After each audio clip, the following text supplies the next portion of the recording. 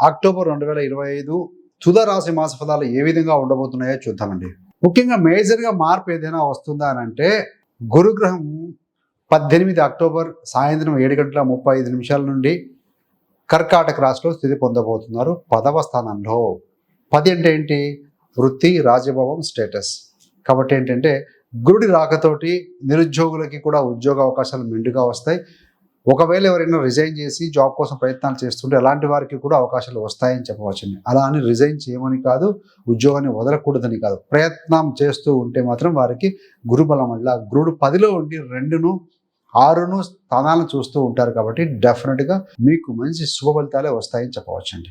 మరి ఈ ముఖ్యంగా ఈ వీడియోలు ఏంటంటే విద్యార్థులకు ఏ విధంగా ఉంటుంది, గవర్నమెంట్ ఉద్యోగులకి, ప్రైవేట్ ఉద్యోగులకి, రాజకీయ నాయకులకి, వృద్ధులకి, గృహిణులకి, సినీ రంగం సెలబ్రిటీస్గా ఉన్నవారికి, రాజకీయ నాయకులకి, ఆరోగ్యం, ప్రేమ సంబంధమైన విషయాలు, రైతులకు ఈ విధంగా ఉంటుంది, చివరి రెమెడీస్, ఇవన్నీ కూడా చూద్దామండి. చివరి దాకా చూడగలరు. నచ్చితే లైక్ చేయండి, 10 మంది బంధుమిత్రులకు షేర్ చేయగలరు.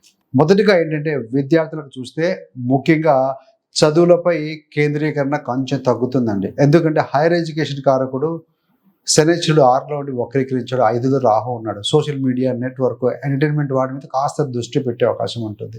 గురుడు యొక్క దృష్టి అనేది ద్వితీయ స్థానము, చతుర్థ స్థానం మీద ఉండటం వల్ల స్కూలింగ్ ఎడ్యుకేషన్ అయితే బ్యాచిలర్ డిగ్రీ వరకు బాగానే ఉంటుందండి.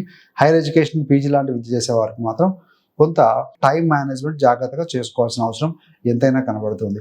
మీరు కనుక టైం మేనేజ్ చేసుకోగలిగితే బుధ బలం ఉంది కాబట్టి డెఫినెట్గా విన్ అవుతారు అని చెప్పవచ్చండి. మరి కాంపిటేటివ్ ఎగ్జామ్స్ రాసే వారికి కూడా గురు దృష్టి 6వ స్థానం మీద, 6వ స్థానంలో ఉన్న శని మీద ఉంది. కానీ శని వక్రీకరించాడు కాబట్టి మీరు కనుక ఎక్కువగా ఎఫర్ట్స్ పెడుతూ ఫోకస్డ్గా కనుక ప్రయత్నం చేస్తే డెఫినెట్గా రిజల్ట్ వచ్చే అవకాశం చాలా బలంగా ఉంది అని చెప్పాలి. మరి ప్రేమ సంబంధంగా చూస్తే 5వ స్థానంలో రాహు ఉన్నారు. పంచమాధిపతి శని వక్రీకరించి 6లో ఉండి గురుడు చూస్తూ ఉన్నాడు. అదేవిధంగా సహజ కారకుడు శుక్రుడు కాబట్టి ముఖ్యంగా ఏంటంటే ప్రేమ విషయాల్లో చిన్న చిన్న మాట పట్టింపులు, ఈగో క్లాసెస్ వస్తాయండి.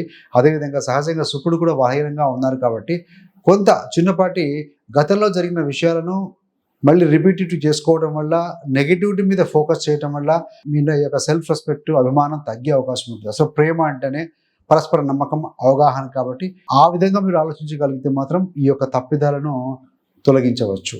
మరి ఉద్యోగస్తులకు ఏ విధంగా ఉంది, ముఖ్యంగా ప్రభుత్వ ఉద్యోగులకి ఏ విధంగా ఉంటుంది అంటే, తులారాశిలోకి రవి వస్తున్నారు, 11వ అధిపతి. అంటే మీకు అధికారం పెరుగుతుంది కానీ పని భారం కూడా పెరుగుతుంది. తులారాశిలో రవి కాస్త బలహీనవంతుడు.